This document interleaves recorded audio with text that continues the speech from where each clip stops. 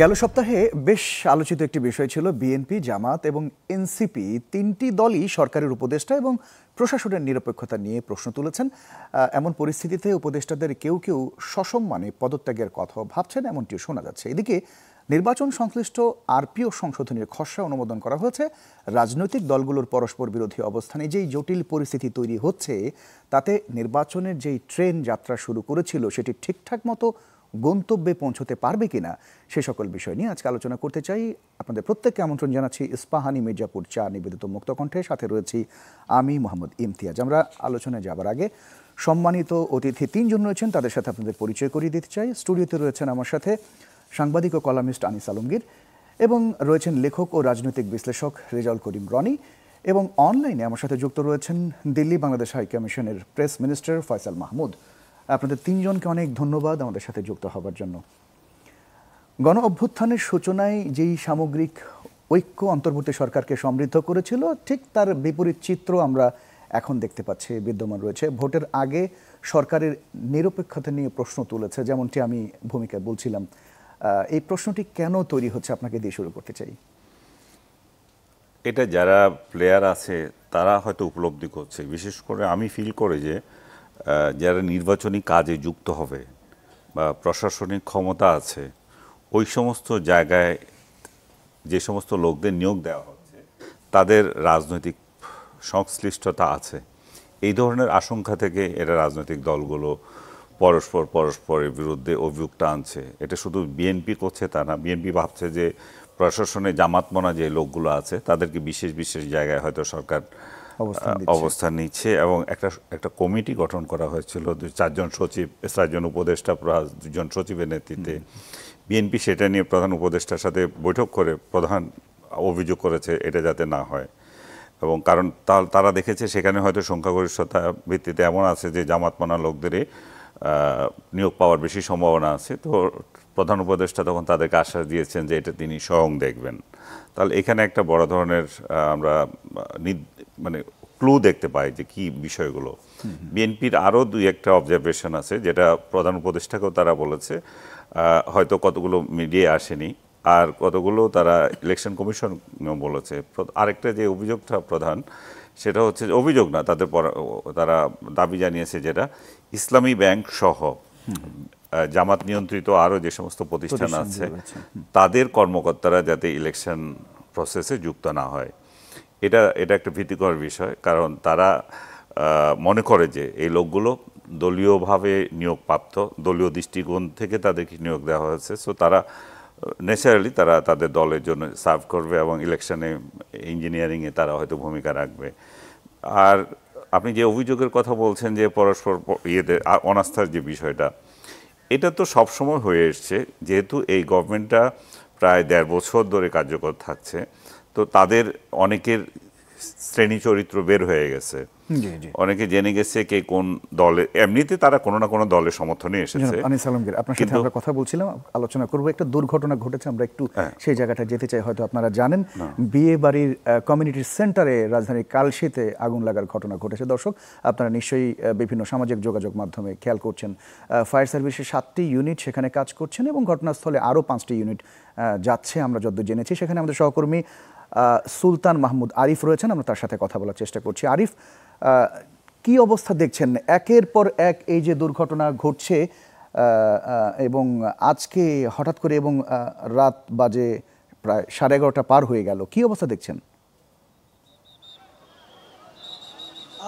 আগুন লাগার পর এখন বলা যায় যে আগুন দেখা যাচ্ছে না, তবে ধোঁয়ায় পুরো এলাকা একেবারে ধোঁয়াচ্ছন্ন হয়ে আছে। ফায়ার সার্ভিসের 7টি ইউনিট কাজ করছে, পাশাপাশি সেনাবাহিনীর যে সদস্যরা তারাও কিন্তু এখানে কাজ করছেন, এবং সর্বাত্মক চেষ্টা করা হচ্ছে আগুনকে পুরোপুরি নিয়ন্ত্রণে আনার জন্য। তবে এখন পর্যন্ত আগুন পুরোপুরি নিয়ন্ত্রণে আসছে এটি বলা যাচ্ছে না। ফায়ার সার্ভিসের সদস্যরা এখানে সর্বাত্মক কাজ করছেন আগুন নিয়ন্ত্রণে আনার জন্য, এবং আগুনকে নিয়ন্ত্রণে আনতে গিয়ে আমরা দেখেছি ইতিমধ্যে ফায়ার সার্ভিসের অনেক সদস্য যারা রয়েছেন তারাও কিন্তু অনেকে অসুস্থ হয়ে গেছেন, সেই দৃশ্য কিন্তু দেখা যাচ্ছে। এবং এটি মূলত বিবাহবাড়ি কমিউনিটি সেন্টার, আমরা এটি হলো মিরপুর 12-এর বিবাহবাড়ি একটি কমিউনিটি সেন্টার, যেটির 6তলা ভবন, এবং 6তলা ভবনের 6 তলায় মূলত আগুনটি লেগেছে এবং ফায়ার সার্ভিসের কাছ থেকে আমরা প্রাথমিকভাবে যেমনটি জানতে পেরেছি 6 তলায় একটি পোশাক কারখানা রয়েছে এবং সেই পোশাক কারখানায় মূলত আগুনটি লেগেছে এবং এরপরে আসলে আনুষ্ঠানিকভাবে আমরা সঠিক তথ্য এখন পর্যন্ত যেহেতু আনুষ্ঠানিকভাবে প্রশাসনের পক্ষ থেকে জানানো হয়নি, এখন যেহেতু তোড়জোড় চলছে পুরো আগুনটিকে নিয়ন্ত্রণে আনার জন্য এবং ভিতরে এখন পর্যন্ত আসলে কেউ ওভাবে আছে কিনা সেটিও এখন পর্যন্ত আসলে বলা যাচ্ছে না। তবে সেনাবাহিনীর সদস্যরা অর্থাৎ আর্মি যারা রয়েছেন তারাও কিন্তু এখানে যোগ দিয়েছেন এবং সর্বাত্মক চেষ্টা করছেন পুরোপুরি নিয়ন্ত্রণে আনার জন্য এবং পুরোপুরি নিয়ন্ত্রণে আসার পর এখান থেকে আসলে আনুষ্ঠানিকভাবে এখানকার তথ্য দেওয়া যাবে এবং ফায়ার সার্ভিসের পাশাপাশি এখানে স্বেচ্ছাসেবক যে অন্যান্য সদস্য রয়েছেন তারাও কিন্তু এখানে কাজ করছেন এবং আশপাশের যে উৎসুক জনতা রয়েছে তাদের উপস্থিতি কিন্তু রয়েছে, যে উপস্থিতি আসলে এখানে ফায়ার সার্ভিসের যে ইউনিটগুলো ঘটনাস্থলে তড়িৎ গতিতে আসা সেই আশাটিকে অনেকটা ব্যাঘাত ঘটাচ্ছে। এজন্য ফায়ার সার্ভিসের সেনাবাহিনীর সদস্য যারা রয়েছেন, যারা ফায়ার সার্ভিসকে সহযোগিতা করার জন্য এখানে এসেছেন, তারা রাস্তা ক্লিয়ার করার জন্য চেষ্টা করছেন, জনসাধারণকে সরিয়ে দেওয়ার জন্য চেষ্টা করছেন, কিন্তু উৎসুক জনতার ভিড় তো রয়ে গেছে এবং উৎসুক জনতার ভিড় আছে। তবে এখন বলা যায় যে আগুন অনেকটাই স্বাভাবিকভাবে দেখা যাচ্ছে যে অনেকটাই নিয়ন্ত্রণে এবং আমরা প্রাথমিকভাবে যেমনটি দেখেছি দাউ দাউ করে জ্বলা আগুন, সেই আগুন কিন্তু এখন নেই,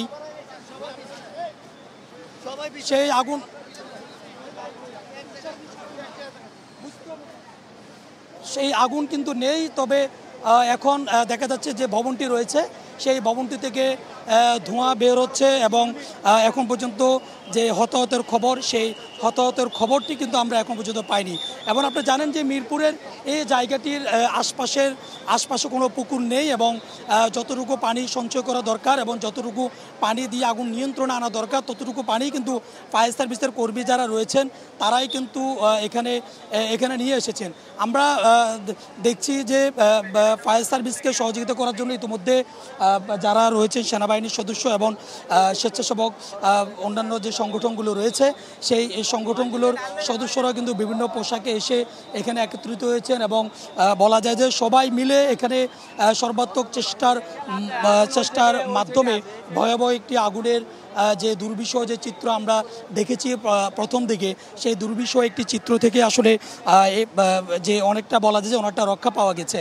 এবং আপনি যেটি জানতে চেয়েছেন যে বারবার এর আগে চট্টগ্রামে একটি ভয়াবহ অগ্নিকাণ্ডের ঘটনা ঘটেছে, তারপরই বিমানবন্দরের যে অগ্নিকাণ্ড ঘটেছে, বারবার কেন অগ্নিকাণ্ডের ঘটনাগুলো ঘটে আসলে এটি তদন্ত সাপেক্ষে বলা যাবে। এবং এখানে মূলত কোন জায়গা থেকে কিভাবে আগুন লেগেছে, এখন আমি যেই জায়গাটিতে রয়েছি মিরপুর 12 বিবাহ বাড়ি কমিউনিটি সেন্টার, এটি 6 তলা ভবনে আগুন এবং এখন পর্যন্ত বলা যায় যে প্রাথমিকভাবে 6 তলা ভবনেই আগুন সীমাবদ্ধ ছিল এবং বাইরে থেকে দেখা যায় যে আগুন অনেকটাই নিয়ন্ত্রণে রয়েছে এবং আগুন এখন বর্তমান সিচুয়েশনে আগুন কিন্তু দেখা যাচ্ছে না, তবে ধোঁয়া রয়েছে এবং এখন পর্যন্ত ফায়ার সার্ভিসের যে 7টি ইউনিট এখানে সরাসরি কাজে এসে সম্পৃক্ত হয়েছেন আগুন নিয়ন্ত্রণ করার জন্য এবং অন্যান্য আরও বেশ কয়েকটি ইউনিট যারা পথে রয়েছেন এবং এখানে যে সমস্ত ইউনিটগুলো কাজ করেছেন তারা তাদের সর্বাত্মক চেষ্টার মধ্য দিয়ে আগুনকে বলা যায় যে আগুন যে দাউ দাউ করে জ্বলা আগুনকে তারা নিভিয়ে দিয়েছেন।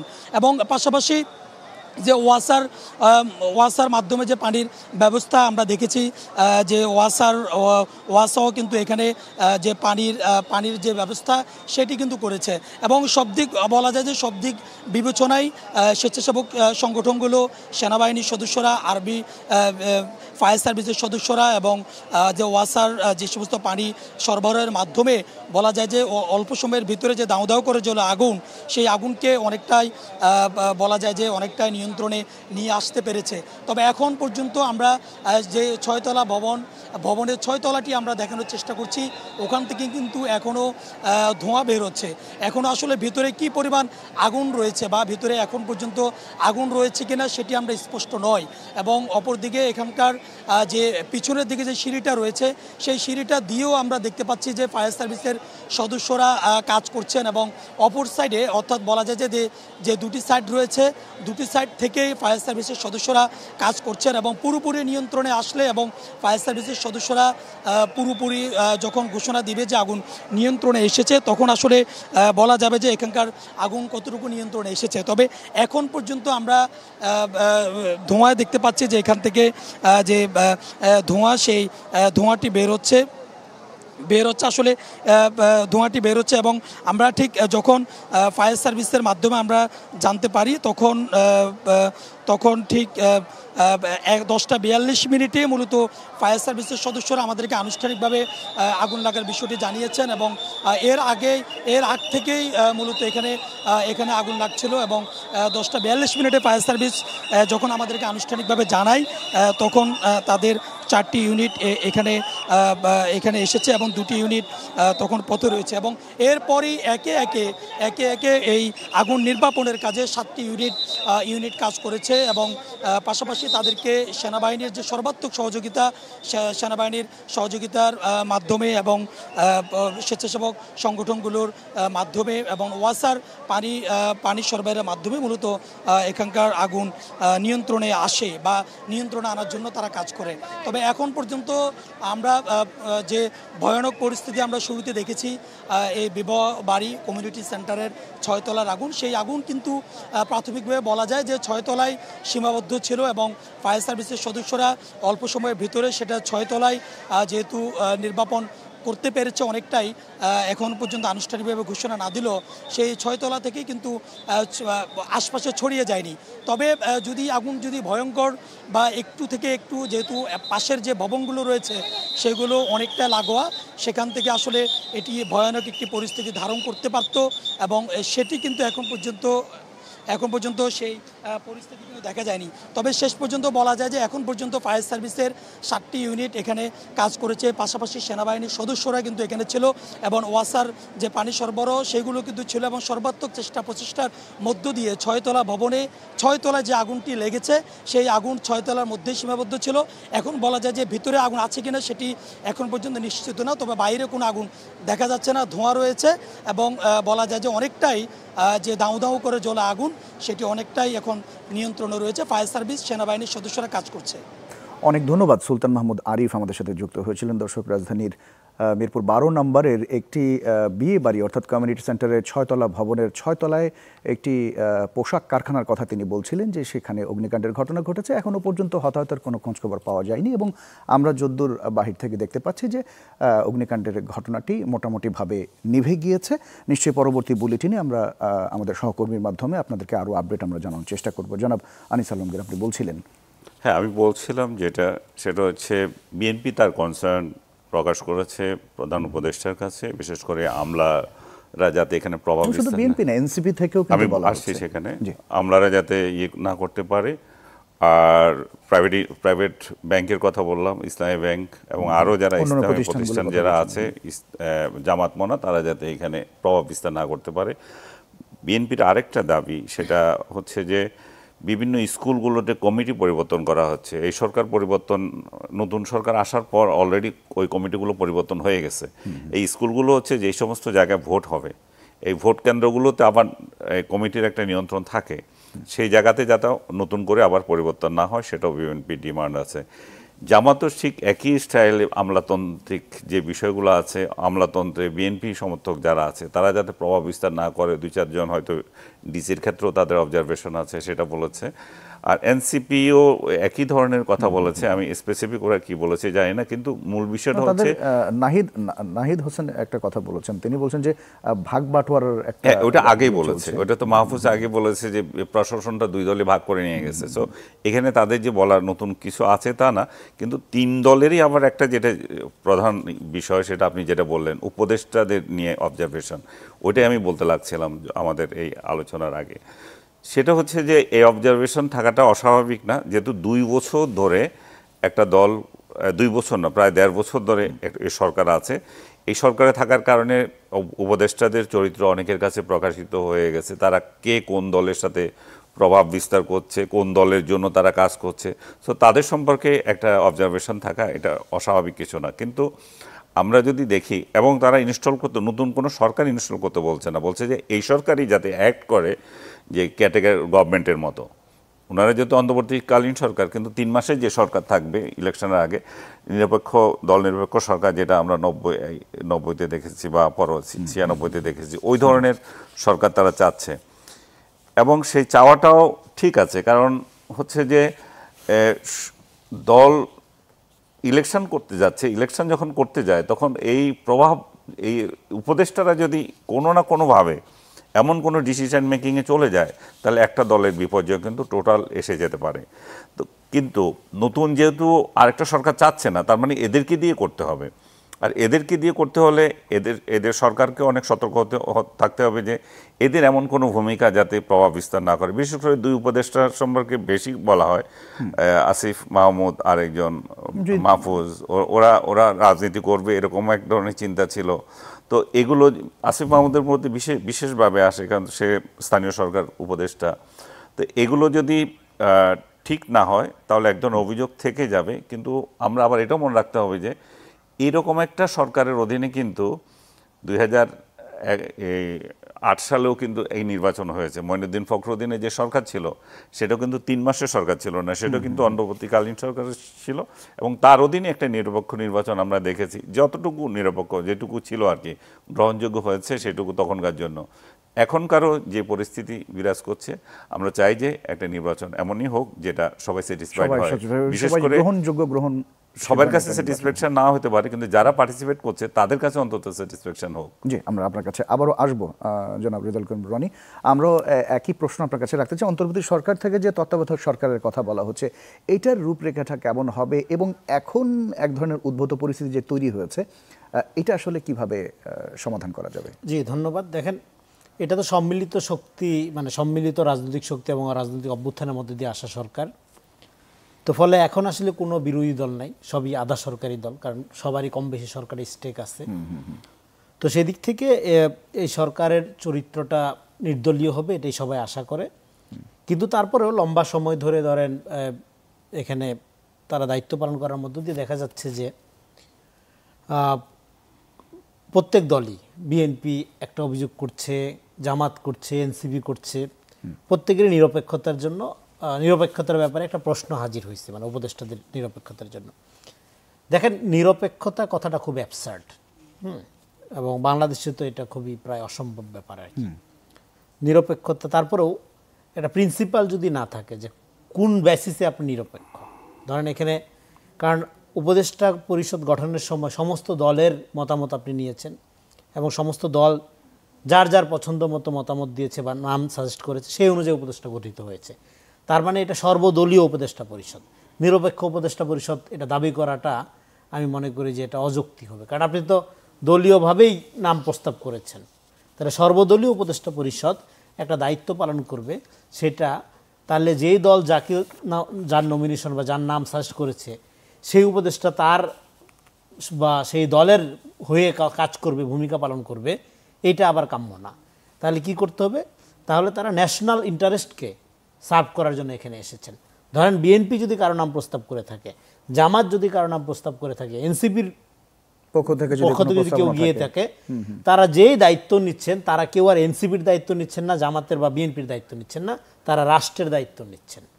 এই যে রাষ্ট্রের দায়িত্ব এবং দলের দায়িত্ব, এটা যে আলাদা, এইটা আলাদা করতে পারাটা খুব গুরুত্বপূর্ণ। কিন্তু বাংলাদেশের পলিটিক্যাল কালচার এমনভাবে এটা করে থেকে গেছে, আওয়ামী লীগ, রাষ্ট্র দল সব একাকার হয়ে গেছে, সব পার্টিজান, সবাই পার্টিজান।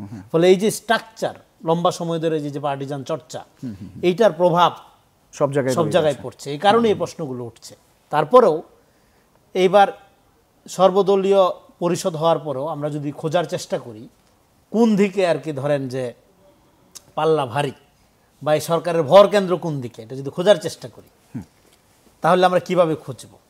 একটা সূত্র আছে, সেটা হলো বিজ্ঞ রাজনীতিবিদ 30 সেকেন্ড আব্দুল্লাহ মোহাম্মদ তাহের একটা কথা বলেছিলেন যে 4-5 জন উপদেষ্টা একটি বিশেষ দলের হয়ে কাজ করছেন। তাহলে 2 জন তো আমরা জানি এনসিপির আছে, ধরে নিলাম এনসিপির 2 জন, তাহলে 4-5 জন উপদেষ্টা একটি দলের, মানে বিএনপির, তাহলে বাকি যা থাকতেছে সেটা জামাতের। মানে ওনার কথা সূত্র ধরে আমি যদি এইভাবে বের করি উপদেষ্টা পরিষদের, উপদেষ্টা পরিষদটা আসলে ওনার কথা সূত্র ধরে, আমি কোনো দাবি করছি না, আমি একটা ম্যাথমেটিক্যাল একটা লজিক্যাল হিসাব দিলাম আর কি, ওনার কথা বুঝতে পারছি। আপনার কাছে আমরা এই বিষয়ে আবার আসবো। জনাব ফয়সাল মাহমুদ, আমি একটু শুরুতে আপনার কাছে দুঃখ প্রকাশ করেছি, আমরা ছোট বিরতিতে যাব, তার আগে ছোট্ট করে আপনার কাছে একটু প্রশ্ন নিয়ে আসতে চাই। পরিবর্তিত যে রাজনৈতিক পরিস্থিতি এখন চলছে, এই রাজনৈতিক পরিস্থিতিতে আগামী যে নির্বাচন, এই নির্বাচন নিয়ে ভারতে আপনি রয়েছেন, সেখানকার যারা রয়েছেন গণমাধ্যমগুলোর মনোভাবটা কেমন দেখছেন, এবং তারা আসলে বাংলাদেশের এই নির্বাচন নিয়ে কতখানি কনসার্ন? মানে প্রশ্নটাকে আমি নিয়ে রাখবো, বিরতির পরে বলবো? না, আপনি বলবেন, ছোট্ট করে যদি একটু বলেন, আমরা তারপর ব্রেকে যাব। ভারতের বাংলাদেশের নির্বাচন নিয়ে কিন্তু তাদের যে এক্সিকিউটিভ ব্রাঞ্চ, মানে তাদের যে গভর্নমেন্ট, সেই গভর্নমেন্টের স্ট্যান্স তারা খুবই কি বলবো, যে পলিশ পেতে তারা বলেছে যে বাংলাদেশের সাথে এখন তাদের যে রিলেশনশিপ, সেটাকে তারা বলছে ওয়ার্কিং রিলেশনশিপ। তো ওয়ার্কিং থেকে যদি ওয়ার্ম রিলেশনশিপে যেতে হয়, তাহলে সেটা তারা নির্বাচিত সরকারের সাথেই করতে আগ্রহী। এটা তাদের এক্সিকিউটিভ ব্রাঞ্চের বা গভর্নমেন্টের মতামত। আর এখন রাজনৈতিক দলগুলা যেমন ওদের তো আসলে অনেক মানে পলিটিক্সের তো আসলে অনেক ডাইনামিক্স ওদের দেশে, কারণ ওদের তো ফেডারেল গভর্নমেন্ট। ওদের যে রাজ্যগুলা বাংলাদেশের সাথে বর্ডারিং স্টেট যেগুলা, সেখানকার এক ধরনের পলিটিক্স, কেন্দ্রের এক ধরনের পলিটিক্স। সো পলিটিশিয়ানদের বক্তব্য এক এক জায়গায় এক এক রকম। বাট ইন জেনারেল সেটা হচ্ছে বাংলাদেশে নির্বাচন ফেব্রুয়ারিতে হচ্ছে, এই ব্যাপারে তারা এখন কনভিন্স। তারা হচ্ছে যে না, তাদের কয়েকদিন আগে পর্যন্ত তারা মনে করতে এটা আনসার্টেন হবে কি হবে না। বাট একেবারে যদি রিসেন্ট কথাবার্তা, যদি তাদের মিডিয়া বা আমার সাথে ব্যক্তিগতভাবে যাদের সাথে কথাবার্তা হয়েছে, তাদের এটুকু তারা কনফিডেন্স এখন ফেব্রুয়ারিতে নির্বাচন হচ্ছে। জনাব ফয়সাল মাহমুদ, আপনি থাকবেন আমাদের সাথে। আমরা রাজনৈতিক দলগুলোর খবর জানলাম, গণমাধ্যমগুলো স্পেসিফিকলি আসলে কি ভাবছেন, তাদের ভাবনাগুলো কি। আপনার বিরতির পরে আপনার কাছে আমরা ফিরে আসবো। দর্শক, ছোট্ট একটা বিরতির সময় হলো, ফিরছি একটু পর, সাথী থাকবেন নিশ্চয়ই। বিরতির পর আরও একবার স্বাগত ইস্পাহানি, মির্জাপুর, চা নিবেদিত মুক্ত কণ্ঠের সাথে রয়েছে মোহাম্মদ ইমতিয়াজ। দর্শক, বিরতির আগে আমরা আমাদের সহকর্মী সুলতান মাহমুদ আরিফের সাথে কথা বলছিলাম। আপনারা জানেন যে রাজধানীর কালশিতে একটি 6তলা যে বিয়ে বাড়ির যে কমিউনিটি সেন্টার রয়েছে, তার 6তলা একটি পোশাক কারখানায় আগুন লাগার ঘটনা ঘটেছে। আমরা তার সেখানে আবারও যাওয়ার চেষ্টা করছি। সুলতান মাহমুদ আরিফের সাথে আমরা কথা বলার চেষ্টা করব। আরিফ, কি অবস্থা? যারা আগুন নিয়ন্ত্রণে এসছে কিনা, এর আগে বলছিলেন যে মোটামুটি নিয়ন্ত্রণে এসেছে, ভেতরের কি অবস্থা একটু জানতে চাই। বা যে বিয়ে বাড়ির কথা আমরা বলছিলাম, যে কমিউনিটি সেন্টার, সেখানে বিয়ের কোনো প্রোগ্রাম ছিল কিনা, বা হতাহতের কোনো আপডেট রয়েছে কিনা আপনার কাছে? আসলে যে ভবনটিতে আগুন লেগেছে সেটি বিবাহ কমিউনিটি সেন্টার, কিন্তু এটি 6তলা একটি ভবন, এবং 6তলা যেটি, সেটিতে একটি পোশাক কারখানা ছিল। এবং সেটি আমরা এখানকার যারা রয়েছে তাদের সাথে কথা বলেছি, তারা বলছেন যে ছোট একটি কারখানা, অর্থাৎ পোশাকের ছোট একটি কারখানা কিন্তু এখানে ছিল। এবং আজকে যেহেতু শুক্রবার ছিল, শুক্রবার থাকলেও আমরা এখানকার যারা রয়েছে তাদের সাথে কথা বললাম, তারা বললেও যে শুক্রবার থাকলেও কিন্তু পোশাক কারখানা যারা শ্রমিক রয়েছেন তারা কিন্তু আজকে কাজে এসেছেন, এবং 8টা নাগাদ তারা এখান থেকে বের হয়েছেন।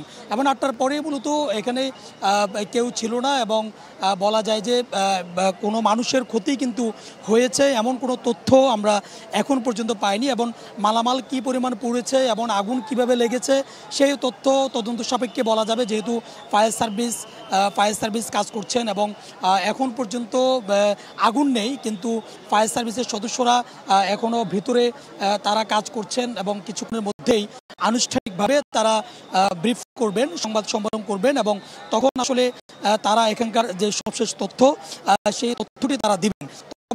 এখন পর্যন্ত আমাদের কাছে যতটুকু তথ্য রয়েছে, যে মিরপুর 12 বিবাহবাড়ি কমিউনিটি সেন্টারের যে 6তলা আগুনটি লেগেছে, আগুনটি এখানকার স্থানীয় যারা রয়েছেন, প্রত্যক্ষদর্শী যারা রয়েছেন, তারা বলছেন প্রায় 10টা নাগাদ এই আগুনটি লাগে, এবং যখন আগুনটি লাগে তখন দাউ দাউ করে আগুন জ্বলতে থাকে। এবং ফায়ার সার্ভিসের সদস্যরা 10টা 20 মিনিটেই ফায়ার সার্ভিসের প্রথম ইউনিট এসে ঘটনাস্থলে পৌঁছে, এবং একে একে ফায়ার সার্ভিসের 7টি ইউনিট ঘটনাস্থলে এসে আগুন নিয়ন্ত্রণে কাজ করে। এবং ফায়ার সার্ভিসের পাশাপাশি ফায়ার সার্ভিসকে সহযোগিতা করার জন্য সেনাবাহিনীর সদস্যরা কিন্তু এখানে কাজ করেছেন, এবং অন্যান্য স্বেচ্ছাসেবক যে সংগঠনগুলো রয়েছে, সংগঠনের সদস্যরা কাজ করেছেন। এবং আমরা র্যাব সদস্যদেরকেও কিন্তু এখানে দেখেছি, যারা ফায়ার সার্ভিসকে সহযোগিতা করার জন্য তারা এখানে কাজ করেছেন। এবং স্থানীয় মানুষ বলছেন ফায়ার সার্ভিস, সেনাবাহিনী এবং স্বেচ্ছাসেবী সংগঠনের প্রচেষ্টার কারণেই মূলত 6তলায় যে দাউ দাউ করে যে আগুনটি লেগেছে, সেই আগুনটি নিয়ন্ত্রণে আনতে অনেকটাই সক্ষম সক্ষম হয়েছে তারা। তবে এখন আমরা এতক্ষণ যাবৎ যে ধোঁয়া দেখেছি, এখন কিন্তু সেই ধোঁয়াও কিন্তু দেখা যাচ্ছে না এবং বলা যায় যে অনেকটাই নিয়ন্ত্রণে এসেছে। এবং যেহেতু শুক্রবার থাকায় ভিতরে কোনো লোক ছিল না, তারা ওই যে ছোট যে পোশাক কারখানা, সেই কারখানায় যারা ছিল তারা কিন্তু 8টা নাগাদ বের হয়ে গিয়েছে, যার কারণে আসলে কোনো মানুষ হতাহতের কোনো ঘটনা কিন্তু এখানে ঘটেনি। এবং আইনশৃঙ্খলা রক্ষাকারী বাহিনীর সদস্যদের 70 জন সদস্য এখানে কিন্তু কাজ করেছেন এবং তারা আগুন নিয়ন্ত্রণে আনতে সক্ষম হয়েছেন। এবং এর পাশাপাশি আমরা দেখেছি যে ওয়াসার পক্ষ থেকেও কিন্তু পানি সরবরাহ করা হয়েছে, যেহেতু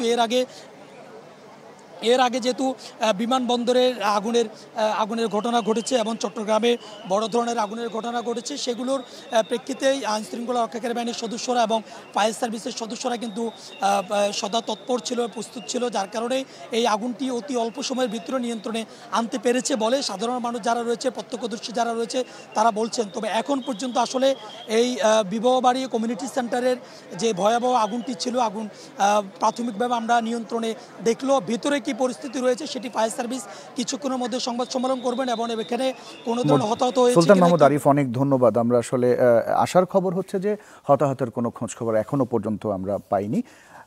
আমরা যে আলোচনায় ছিলাম, ফয়সাল মাহমুদ আপনার কাছে আসতে চাই।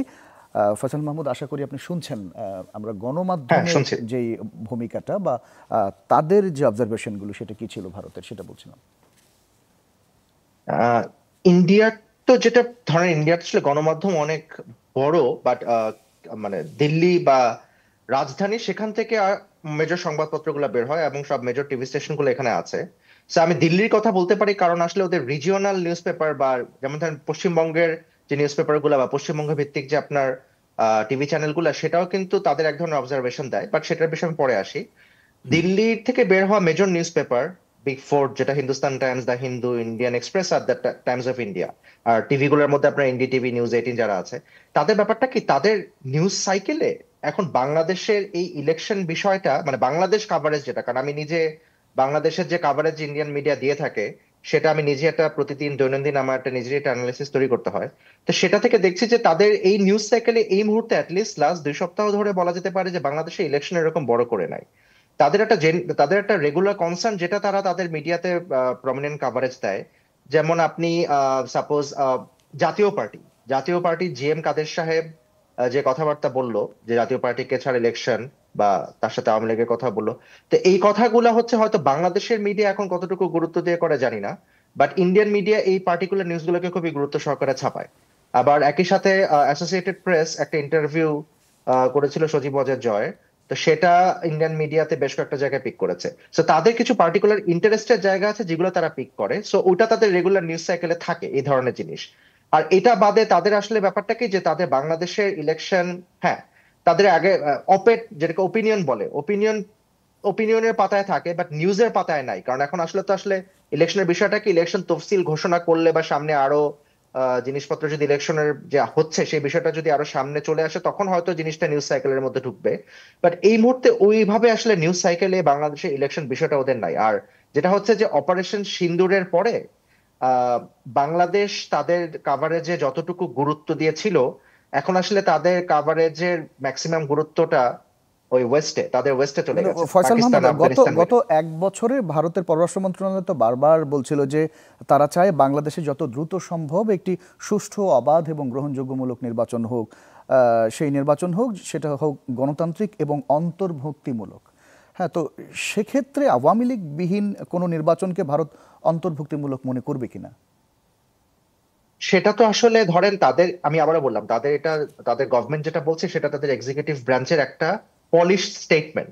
তারা অন্তর্ভুক্তিমূলক নির্বাচন বলে কিন্তু তারা আর আলাদা করে ধরেন তাদের গভর্নমেন্টের সাইড থেকে বলে না যে আওয়ামী লীগকে লাগবে, বা তারা সেটাকে ইন্ডিকেট করে যে আওয়ামী লীগ যেহেতু বড় দল, সে এখনো বাংলাদেশে একটা তাদের সার্টেন ভোটার বেস তাদের আছে, তো সেহেতু এটা বলে, কিন্তু এভাবে তারা কিন্তু ডিরেক্টলি এভাবে নাম বলে না। এখন গ্রহণযোগ্য হবে কিনা সেটা তো আসলে ধরেন ব্যাপারটা কি, যে আওয়ামী লীগ বিহীন নির্বাচনে বাংলাদেশে কত পার্সেন্ট ভোটার উপস্থিতি থাকবে, সেটা তো একটা ইন জেনারেল নির্বাচনের গ্রহণযোগ্যতা কতটুকু থাকবে। তো এখানে কোনো আমার যেটা তাদের সাথে কথা বলে যেটা মনে হয়েছে, তারা এই জিনিসটা রিয়েলাইজ করেছে যে আওয়ামী লীগ প্রবাবলি নির্বাচনে আসা সম্ভব না সঙ্গত কারণে, কারণ তাদের বড় বড় নেতাকর্মী যারা, তাদের এগেনস্টে তো মামলা। তারা তো আসলে নির্বাচনের মাঠে নাই। তারা তো এখানে যদি এখন কোন একটা কারণে সাপোজ আপনি ধরেন কথার কথা যে তাদের আওয়ামী লীগের এগেনস্টে যে ইন্টারিম নিষেধাজ্ঞা আছে সেটাও তুলে নেওয়া হলো, সবই করা হলো, কিন্তু তারপরও ইলেকশনের যে আওয়ামী লীগের সেই পুরনো, তাদেরই আমার এক্স্যাক্টলি কোন নেতা বলেছিল এখানে যে ইলেকশনের ট্রেন্ড প্রবাবলি কিন্তু চালু হয়ে গেছে। এখন কিন্তু আপনি দেখেন যে বড় পার্টি যারা বিএনপি জামাত, তারা কিন্তু অলরেডি তাদের কোন আসনে কোন প্রার্থী দেবে সেই সংক্রান্ত প্রচারণা জিনিসপত্র বিভিন্ন তারা জায়গায় ফাইনাল করে চলছে। ফেলেছে, চলছে। হ্যাঁ, এবং এনসিপি তারা তারা নতুন পার্টি, তো তারা এখন তাদের কি করবে, তারা জোটে যাবে কিনা, তারা করবে সেটা নিয়ে তারা ডিসিশন করছে। এসেনশিয়ালি কিন্তু নির্বাচনের হাওয়া কিন্তু শুরু হয়ে গেছে। এবং অনেকে যে বলছে নির্বাচনের আশঙ্কা আছে, সেটা নিয়ে আমার একটা কথা যে নির্বাচনের আশঙ্কা প্রবাবলি নেই, কারণ গভর্নমেন্ট এই ব্যাপারে সিনসিয়ার। আর আপনি যদি দেখেন যে এই এই কথা যারা বলছে যে নির্বাচনের ওই প্রস্তুতি কোথায়, তা কিন্তু না। আপনি নির্বাচনের তফসিল আপনি যদি হিস্ট্রিক্যালি লাস্ট 6টা ইলেকশন দেখেন, আমার যতদূর মনে পড়ে 2001-এ বোধহয় অক্টোবরে তফসিল ঘোষণা হয়েছিল, আর নির্বাচন হয়েছিল বোধহয় সরি অগাস্টে ঘোষণা হয়েছিল, অক্টোবরে নির্বাচন হয়েছিল। এর প্রতিটা সময় আগে কিন্তু অ্যাটলিস্ট 2 মাসের মধ্যে তফসিল ঘোষণার পরে নির্বাচন হয়। ইভেন আপনি যদি 91 আর 96 ইলেকশন দেখেন, তাহলে বোধহয় সম্ভবত 1 মাসের মধ্যে, যে জানুয়ারিতে ঘোষণা করে ফেব্রুয়ারিতে হয়েছিল। সো নির্বাচন এটা হচ্ছে, এটা গভর্নমেন্টের, ইন্টারিম গভর্নমেন্টের এটা স্ট্যান্স। তো নির্বাচন হচ্ছে এবং নির্বাচনী হাওয়া বইছে। তো সেই ক্ষেত্রে আওয়ামী লীগের আসলে তো এখানে এভাবে তাদের উপস্থিতি সম্ভব না, কারণ তারা তো যেহেতু তাদের একটা ইন্টারিম নিষেধাজ্ঞা আছে এবং তাদের পার্টি টপ লিডারশিপ এখন মামলার দ্বারা আক্রান্ত। সেটা ইন্ডিয়া প্রবাবলি, এটা এখন আমি তো ধরেন আমি আমার লেভেলই বা আমার থেকে হয়তো একটু মানে আমি আমি বলতে চাচ্ছি যে ইন্ডিয়ার টপ ব্রাস কি চিন্তা করছে সেটা তার আমার বলার কোনো অবকাশ, মানে আমি এটা বুঝতে বলতে পেরেছি। পারছি না, কারণ তাদের সাথে তো এই লেভেলে আমার কথা হয় না। বাট আমার লেভেলে যে কথা হয় তাতে আমি এটুকু বুঝতে পারি। জি ফয়সাল মাহমুদ, অনেক ধন্যবাদ। আপনার কাছে আবারও আসবো। রেজাউল করিম রনি, আপনার কাছে আসতে চাই। ভারতের সাবেক পররাষ্ট্র সচিব হর্ষবর্ধন শ্রিংলা ঢাকায় ভারতের হাই কমিশনের একটি আলোচনায় বলেছেন যে এটা অতি সম্প্রতি ঘটনা, যে বাংলাদেশ যদি ভুল একটা সরকার ক্ষমতায় আসে বাংলাদেশে, সেক্ষেত্রে ভারতের নিরাপত্তা এবং দীর্ঘমেয়াদী স্বার্থের জন্য পরিণতি নিয়ে তিনি দ্বিধান্বিত রয়েছেন।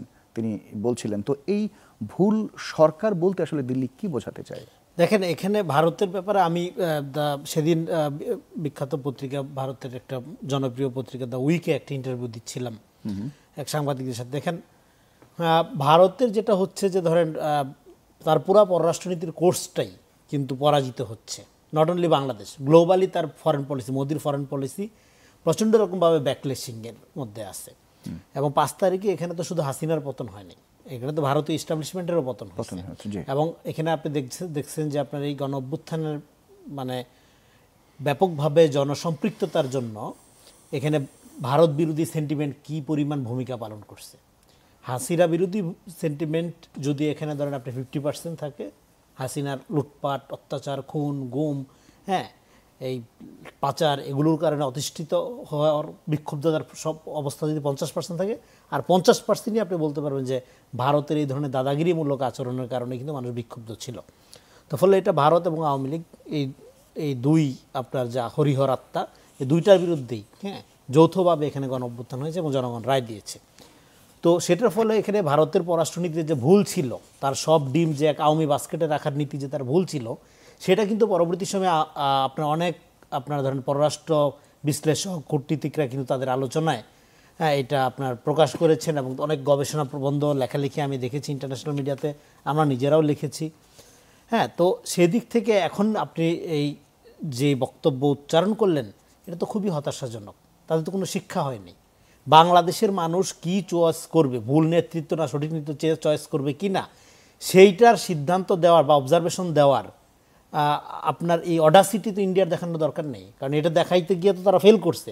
তারা শুধুমাত্র আওয়ামী লীগকে মনে করছে সঠিক নেতৃত্ব, যেখানে সারা বাংলাদেশের মানুষ তাকে একটা গণহত্যাকারী, তাকে গণতন্ত্র হত্যাকারী এবং মুক্তিযুদ্ধ চেতনার ব্যবসায়ী এবং মুক্তিযুদ্ধের নামে সবচেয়ে বেশি মুক্তিযুদ্ধ বিরোধী রাজনৈতিক দল হিসাবে আখ্যায়িত করছে। সেখানে আপনার ভারত তাকে মনে করতেছে একমাত্র সহি রাজনৈতিক ফোর্স এবং বাকিগুলোকে এখানে একটা রাইট উইং এর একটা জিকির তুলে হ্যাঁ আপনার এখানে একটা ইসলামী জঙ্গিবাদ, মৌলবাদের হাতে ক্ষমতা ছিল, এরকম একটা জিকির তারা তিনি আরেকটা বিষয় এখানে উল্লেখ করেছেন। তিনি বলছেন দক্ষিণ এশিয়ার ভারতের প্রতিবেশী যারা, তাদের দেশের পরিস্থিতির স্বার্থে অভ্যন্তরীণ ব্যাপার বলে ভারত কখনোই এড়িয়ে যেতে পারে না। এটা এড়িয়ে যেতে না পারলে ভারতের সমস্যা ভাই, এটা তো আমাদের সমস্যা না। ভারত 3 দিকে ভারত আমাদের বর্ডার, তা আমাদের সিকিউরিটির সমস্যা হয় না ভারতের কারণে? ভারতে যেরকম একটা কড়া হিন্দুত্ববাদী সরকার, আরএসএস ব্যাকড একটা জঙ্গিবাদী সরকার, যেটা গ্লোবালি একটা কনসার্ন। হিন্দুত্ববাদী প্যারাডাইম নামে আমরা রাম মাধব, যে এখন ভারতের গুরুত্বপূর্ণ নীতি নির্ধারণী নেতা, তার বই আমরা পড়তেছি।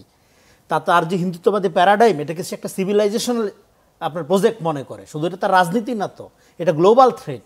আমি যে গত বছর নিউ ইয়র্কে গেলাম, আমি একটা নিউ ইয়র্ক টাইমস পত্রিকা কিনলাম প্লেনে পড়ার জন্য, এক স্টেট থেকে আরেক স্টেটে যাওয়ার জন্য। পত্রিকা খুললেই প্রথম পাতার পরেই বড় প্রবন্ধ দেখি হিন্দুত্ববাদ নিয়ে লেখা, বিশাল পাতা জুইরা একটা আর্টিকেল নিউ ইয়র্ক টাইমসে। তারা বলতেছে হিন্দুত্ববাদী এই যে প্রজেকশন, এইটা গ্লোবাল থ্রেট। কারণ দেখবেন কানাডার সাথে তার সম্পর্ক, এবং তারা গ্লোবালি অন্যান্য স্টেটে কীভাবে তারা গুপ্ত হামলা চালায়, হত্যা চালায়।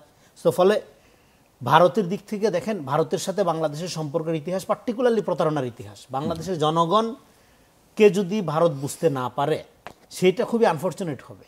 আমরা তো দেখেন আমাদের সার্বভৌম স্টেট কেন, এখানে আমরা যে কথাটা বলতে পারি, দিল্লির দৃষ্টিভঙ্গিটা পরিবর্তন হওয়ার ক্ষেত্রে প্রধান প্রতিবন্ধক আমার মনে হয় কলকাতা। কারণ হলো কলকাতার লোকজন বোঝায় এটা একই সংস্কৃতি, আমরা বন্ধুপ্রতিম দেশ, হ্যাঁ, এবং কালচারাল হেরিটেজ যেহেতু কলকাতায় আছে, তারা একটা দাদাগিরি সুলভ দৃষ্টিভঙ্গি থেকে আমাদেরকে যেরকম দেখে, এবং তারা জমিদারি, পূর্ববঙ্গ তাদের জমিদারি ছিল, আর জমিদারির এই অবসেশনে তারা এখনও ভোগে, এইটা দ্বারা দিল্লি প্রভাবিত হয়। কিন্তু দিল্লি যদি আলাদা করে অন্যান্য 8-10টা রাষ্ট্রের সাথে যেভাবে সম্পর্ক করে, যেভাবে পররাষ্ট্রনীতির জায়গা থেকে চিন্তা করে, সেইভাবে যদি চিন্তা করে, ভুলা যাক বাংলাদেশ প্রতিবেশী দেশ, হ্যাঁ, সে মরক্কোর সাথে যেভাবে করে, সে জর্ডানের সাথে যেভাবে করে, সে ব্রাজিলের সাথে যেভাবে চিন্তা করে, সেইভাবে যদি চিন্তা করতে পারে, তাহলে তো এই ক্রাইসিস থাকে না।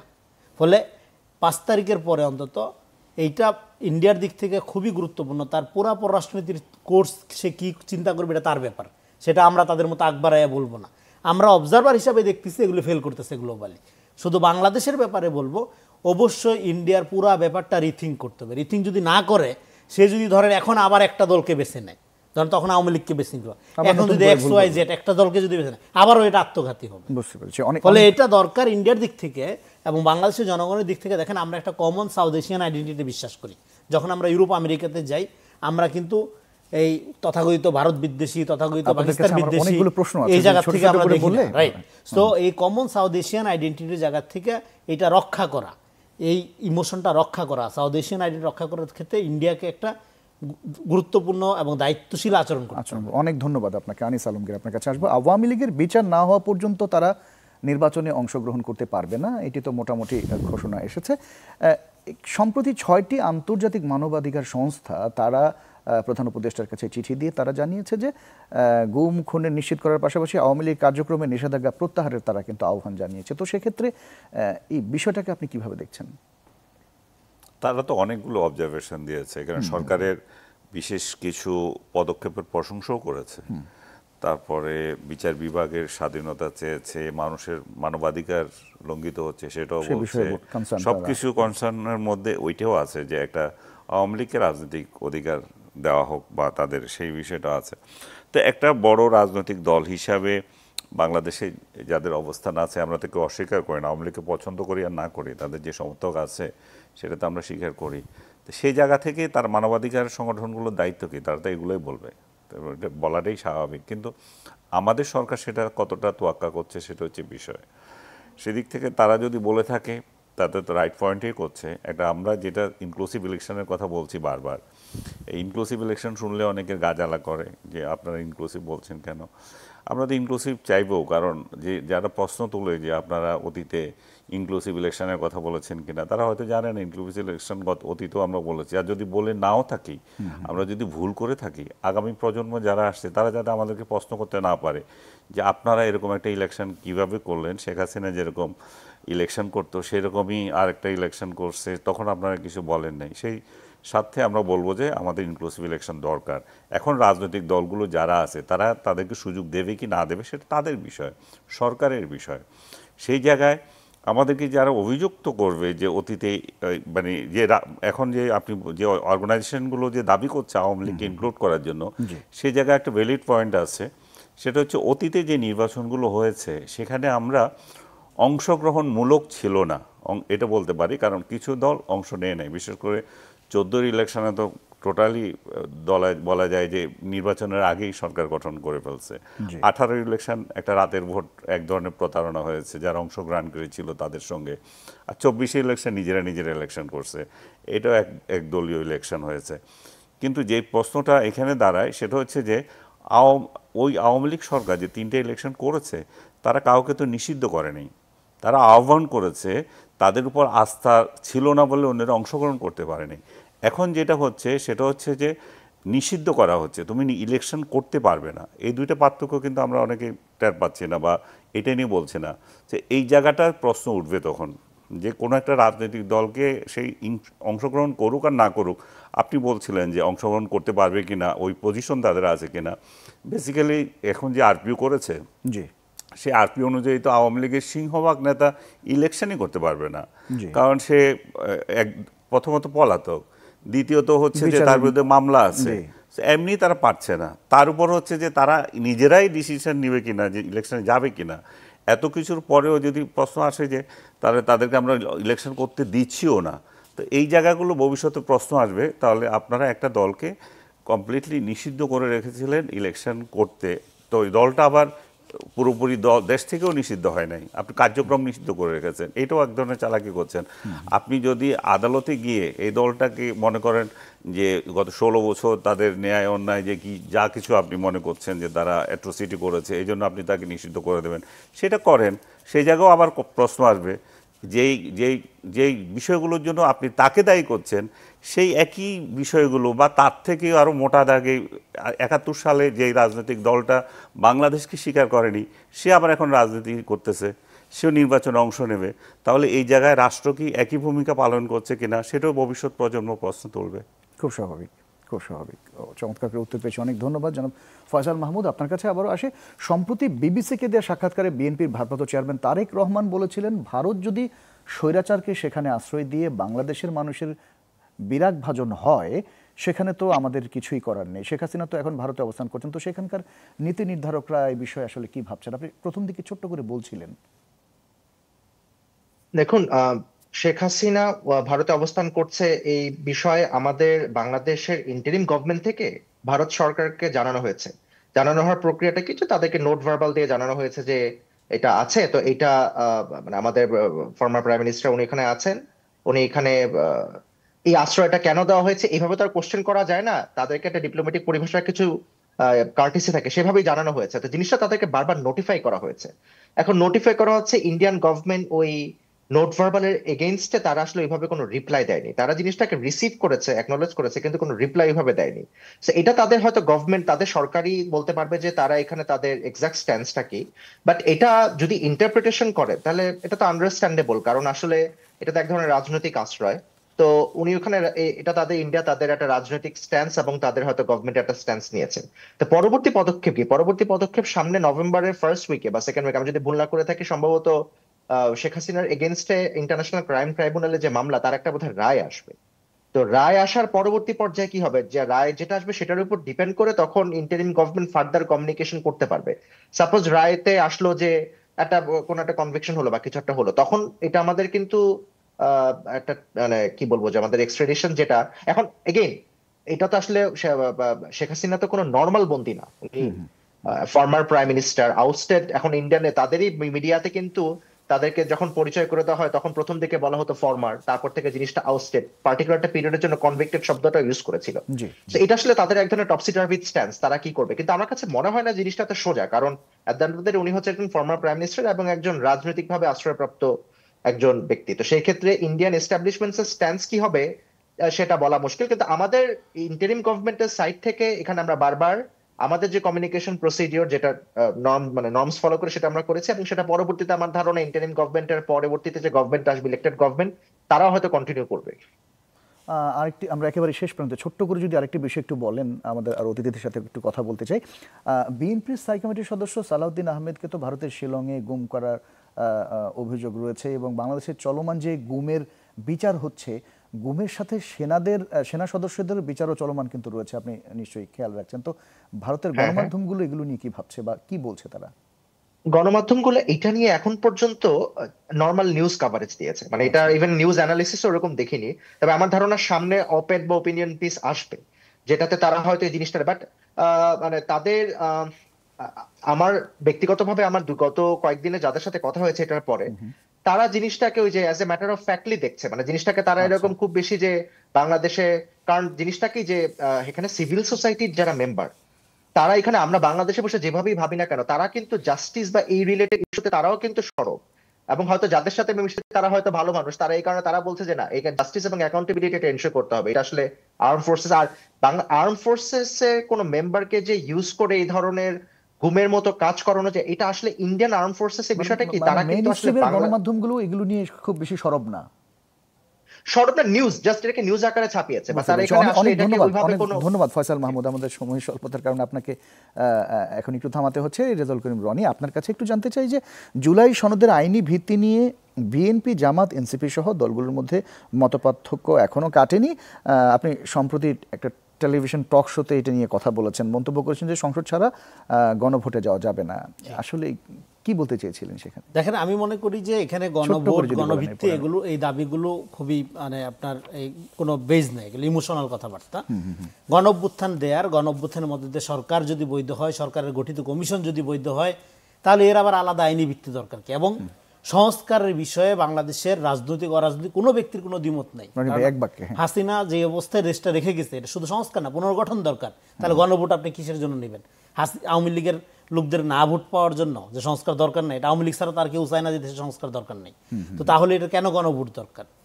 ফলে আমি মনে করি এটা এই সরকারের আমলেই অলরেডি 1.5 বছর চলে গেছে। খুব দ্রুত ভিত্তিতে আপনি জুডিশিয়ারি, ব্যুরোক্রেসি, পুলিশ প্রশাসন এগুলো সংস্কার করে ফেলতেন, করে এমন একটা কাঠামোর মধ্যে নিয়ে যেতেন, পরবর্তী সরকার যারা আসবে তারা এগুলো নিয়ে করতে বাধ্য। আপনি 80% করে ফেলতে পারতেন, শুধু সংবিধানের ব্যাপারটা রাখতেন, সেটা জনপ্রতিনিধির মাধ্যমে করুন। আর আপনি যাই করেন, আপনি অধ্যাদেশের কথা যে বলছেন, অধ্যাদেশ মানেই হলো, আপনারা যদি আইন বুঝে থাকেন বা আমরা যদি বুঝে থাকি, অধ্যাদেশ মানে যেটা ক্ষণস্থায়ী স্বল্প সময়ের জন্য করা হয়, এটা অবশ্যই পরবর্তী পার্লামেন্টকে রেটিফাই করতে হবে, স্বীকৃতি দিতে হবে। ফলে পার্লামেন্টের ক্ষমতাকে আন্ডারমাইন করে কেউ যদি অন্তর্বর্তীকালীন এই সরকারকে ব্যবহার করে বা কাজে লাগিয়ে কোনো একটা খণ্ডকালীন অধ্যাদেশের মধ্যে দিয়ে জুলাই সনদ বা এগুলোকে বাস্তবায়ন করার চেষ্টা করে এবং এক্সট্রা কনস্টিটিউশনাল কোনো কিছু করার চেষ্টা করে, সেইটা আমাদের যে গণতান্ত্রিক প্রাতিষ্ঠানিকরণের যে আমরা প্রচেষ্টা, সেইটার সাথে সাংঘর্ষিক হবে। এইটা আমাদের জন্য দীর্ঘমেয়াদে ক্ষতিগ্রস্ত হবে। ফলে আমাদের গণতন্ত্রকে প্রাতিষ্ঠানিকরণ করার স্বার্থে জনগণের প্রত্যক্ষ ভোটে নির্বাচিত প্রতিনিধি, যেটা সার্বভৌম ক্ষমতা অর্জন করবে যে পার্লামেন্টের মাধ্যমে আমাদের এই জিনিসগুলো। রনি ভাই, আনিস আলমগীর ভাই এবং ফয়সাল মাহমুদ ভাই, আপনাদের তিনজনকে অনেক ধন্যবাদ। বিশ্লেষকরা মনে করছেন যে সরকার বড় ধরনের আস্থা এবং বিশ্বাসের সংকটে নিপতিত হয়েছে। তবে আশার কথা এই যে অন্তর্বর্তী সরকারের প্রধান ডক্টর ইউনূস এখনও রাজনৈতিক দলের আস্থা এবং বিশ্বাসের প্রতীক হয়েই রয়েছেন। সকল সংকট কাটিয়ে এগিয়ে যাক বাংলাদেশের নির্বাচনী ট্রেন, এই প্রত্যাশা রেখে আজকের মতো বিদায় নিচ্ছি। সবাই ভীষণ ভালো থাকবেন।